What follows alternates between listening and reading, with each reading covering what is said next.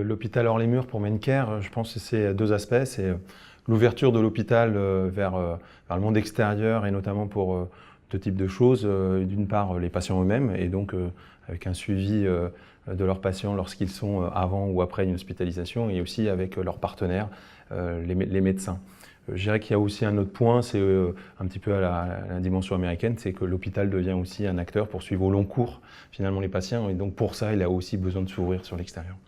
Alors le défi pour les hôpitaux pour déployer des projets numériques, pour moi, sont premièrement d'ordre de compétences autour des projets. Je pense qu'à la différence de la première vague qu'on appelait l'informatisation des hôpitaux, on était plutôt sur des compétences plutôt techniques pour installer des logiciels.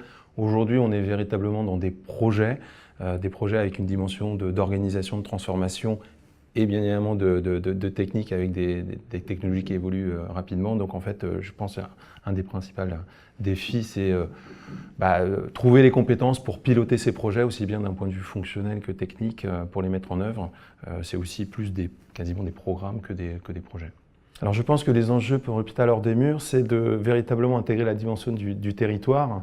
Et à ce titre, je pense que Mencare, avec son offre aujourd'hui présente dans les hôpitaux, se retrouve à la frontière avec ces deux enjeux où l'hôpital doit vraiment intégrer le parcours avec tous ses partenaires et donc mettre en place des plateformes globales d'e-santé sur lesquelles Mencare est largement positionné aujourd'hui en France. Je pense que la réforme annoncée par le gouvernement semble aller dans la bonne direction.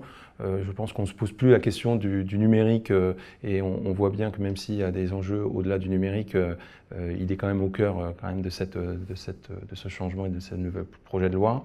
Un autre point qui me paraît assez important aussi, c'est de mettre le patient au cœur du dispositif, qui est un des axes au travers de la qualité et aussi de son implication. Et ça nous promet aussi de belles évolutions avec notamment le numérique et les objets connectés pour mettre le patient acteur de sa santé.